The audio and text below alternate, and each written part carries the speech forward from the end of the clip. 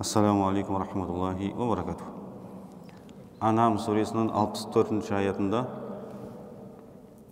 65-ші аятында Аллаху субханаху ва тағала бізге: егер итағат етпесеңдер, Алланың дегеніне бойұсынбасаңдар, оның бұйрықтарын асырмасаңдар, осындай жазалар сіздерге келуі мүмкін екендігін айтады. Алла Тағала айтады: Аузу биллахи минаш шайтанир раджим. Бисмиллахир рахманир рахим. Қул хувал қадиру аля ан ябъаса алейкум азабан мин фауқикум. Алла Тағала сіздердің үстіңгі жақтарының үстерінен де сіздерге азап жібере алады.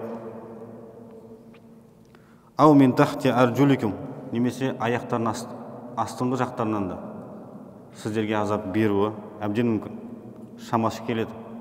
Ау ялбисакум шиъан ва юзиқу баъдакум баъса баъд, немесе сіздерді жік-жікке топқа бөліп, бір-бірлерінің азаптарын тартқызуы де Алла Тағаланың шамасы толыққанда жетеді дейді. Яғни Алла Тағала бізге үш нәрсені айтып отыр.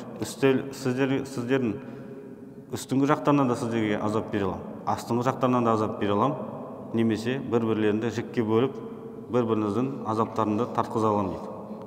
Яғни бұл негізі жоғарыдан келетін жаңбыр, топан деген нәрсе есімізге түседі сол уақытта. Астыңғы деген сияқты зілзала, немесе жер жұтып жіберу деген сияқты азаптар, немесе батып кету суға, бұл Фирғауынға келген мысалы азап сияқты, немесе Ад, Самуд сияқты қауымдарға біреулеріне жел келген, біреулеріне қатты дауыс келген, міне осылай мұндай қауымдар жойылып кетті. Барлығы Алла Тағалаға итағат етпеген себепті. Бірақ пайғамбар саллаллаху алейхи уассалам жалпы дұға еткен екен да: о Алла Тағала, менің үмметіме осындай азаптар берме деп. Сол кезде Аллаху субханаху ва тағала осындай табиғи апаттар себебімен жалпы осы үмметті жоймауын, толыққанды жоқ қылмауын дұғасына жауап берді пайғамбар саллаллаху алейхи уассалам. Бірақ та бір-бірінің азабын жік-жікке бөліну мәселесінде ол дұғаға жауап берілмеген екен. Сондықтан да шынымен де біз кей кезде қоғамда көреміз, жік-жікке бөлінеміз, бір-бірімізді жек көреміз, әрбіріміз әртүрлі ту ұстап алып, әртүрлі ұрандар ұстап алып, бір-бірімізге қарсы шығамыз, бір-бірімізге жамандық жасаймыз, бір-бірімізді жақсы көрмейміз, жек көреміз. Ол да оның бір себебі, Аллаху алем, Алла Тағала әне білуші, ол да өзіміздің дұрыс құлшылық етпеуіміз, Аллаға бет бұрмауымыз. Оның себебі де осы да болуы мүмкін. Сондықтан да егер біз бір болуды қаласақ, ең бірінші ниетімізді түзелуіміз қажет.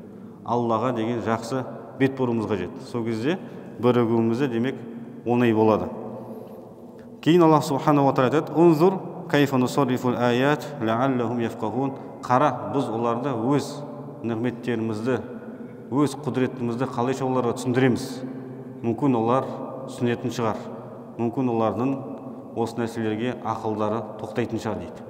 Яғни шынымен де Алла Тағала біз көзімізбен көреміз, осындай азаптар болып жатыр, табиғи апаттар да болып жатыр, жік-жікке де бөлініп жатырмыз. Бұның бәрі көріп тұрмыз.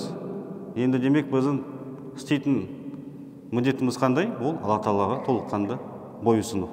Егер осы нәрсені жасайтын болсақ, иншалла ол нәрсенің барлығы азаяды. Вальхамдулиллахи раббил аламин. Раббана зидна илман нафиа ва ризқан тойиба ва амал мутақаббал амин. Аллаху акбар.